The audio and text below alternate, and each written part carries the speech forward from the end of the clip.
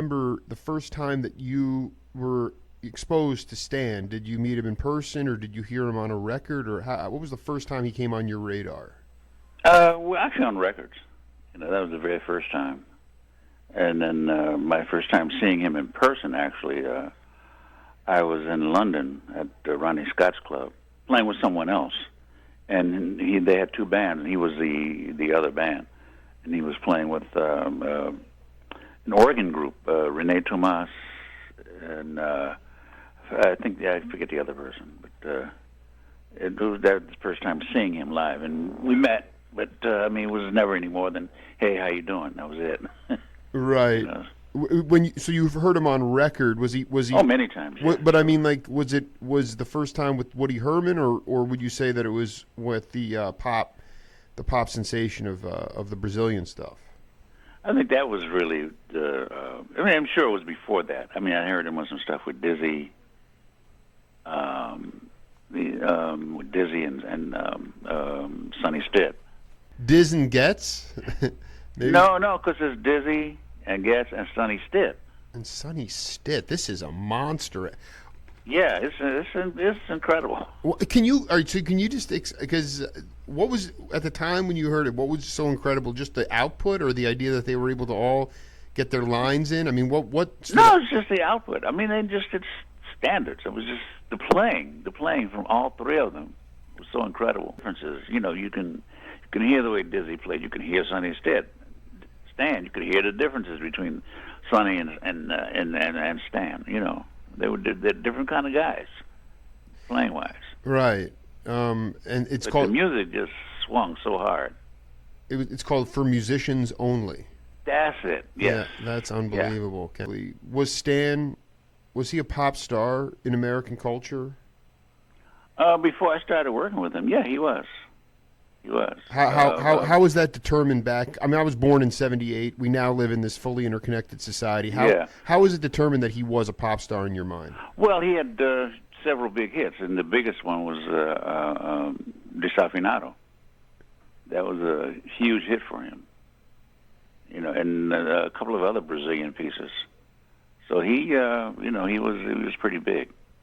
Right, because they both, I was with Dizzy, and they both played Brazilian music, but I think Stan is the one who really got the credit for it. And pop star he was a jazz star. That's a little bit different. Well, it was popular music of the day, but not as popular as pop music now. So it's all relative. Exactly. But yes, he was definitely a star, however you want to put it. When did you so you just had things in passing with Stan? You say hi, or you'd see him, and, but when was the first time you played with him live? I actually took Chick Corea's place in a band that included Stanley Clarke and Tony Williams, and we were doing mostly Chick's music at the time. Okay, but that's I just interviewed Billy Hart last week. That would have been in '74. That rhythm section was Captain Marvel in '70. Yeah. I don't remember the year. Okay, I'm not good at that, but I guess that would have been it. Yeah. So who was in that group? Stanley Clarke and Tony Williams and myself, just quartet. Oh, so Chick left. Yeah. Chick left the band, and then how did you get the call for that? He just called me. I don't know where he got my number from, but he just kind of called me out of the blue. So I did about 3 weeks with him that time. Can you talk about that experience? Basically, he considered you the other half of his heart. But I know at that time you were just forming a relationship. Can you talk about the connection you guys had, if at all, at that initial time? Well, I've always appreciated his music, but it wasn't a connection of sorts. It was just it was a gig, and it was fun. I was thrilled to be playing with him and with Stanley Clarke and with Tony Williams. So for me, it was just a great experience.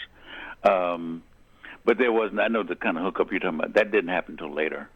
When I played with him more consistently, because I did that again. That was about 3 weeks. And then I didn't see him anymore for a while.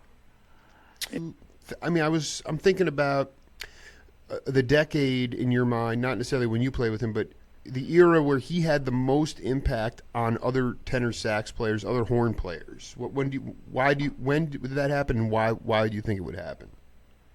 Probably earlier, but I shouldn't say earlier, but it was kind of ongoing. It was kind of ongoing. His music was appreciated by a lot of young guys. His sound, but again, I heard him on records with Dizzy, and I thought he was phenomenal. So they did some really fast stuff, and he sailed right through it. Really sailed right through it. So, and admittedly, one of his influences was Lester Young. And which he admitted himself. But in terms of his influence on other people, it's really hard to say. It's hard for me to say. Yeah, well, I'm not. You're not a historian, but I'm saying you said younger guys were impacted by him. Who in particular was in? I'm just looking at him as a luminary figure, and not just his peers, but people that were that considered him a great player. Oh, I think most people consider him a great player, but it's very hard for me to name names because, again, well, as you said, I'm not a historian, so it's very hard for me to say. The one person I think who may have been influenced by him was Harry Allen, but Harry was also influenced by Coleman Hawkins and Ben Webster, and the other saxophonist, Scott. I think of his name now. Scott Hamilton, maybe? Yeah, Scott Hamilton. Scott Hamilton. Interesting. And Stan was one of Harry's influences as well. The rhythm section was Victor Lewis. Not Victor, Al Foster and George Mraz. And at one time we worked with Stan.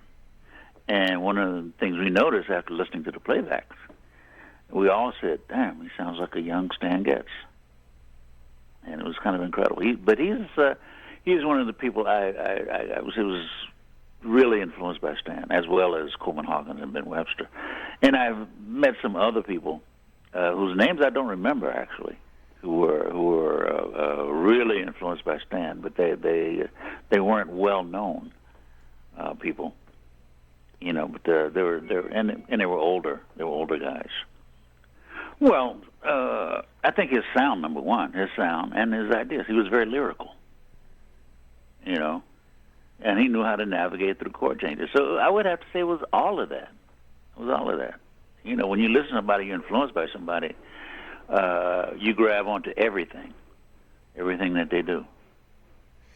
Right. You latch onto their sound. You latch onto their ideas, lyrical ideas, and things like that. So it was the whole thing, the whole package. You're going to Montreux, was I right about that? Going to Montreal first. Montreal first. Yeah, but I am going to Montreux. Let me ask you a question. Why do you believe Stan Getz is a relevant figure, and why is he still a relevant person in music today? Irrelevant? Relevant. Oh, relevant. Well, because of all the things you mentioned. He's relevant because he had a great sound. He had a beautiful sound, and he played. That's the bottom line. He played his butt off. That's really the bottom line. There are no other reasons. It was that. He played his butt off. And he was a very, very emotional player as well, and people responded to that. He wasn't an intellectual player. He was a very emotional player, and that's what people responded to, I think. Can you give an example of that emotion on the bandstand? Well, again, it's hard to put into words. You see it in action, but it's very hard for me to put it into words. You just see how he could connect with an audience, again, through his lyricism, his passion, and it's just becoming emotionally involved with his music, and that's what he was emotionally involved in what he was doing, and he was able to focus,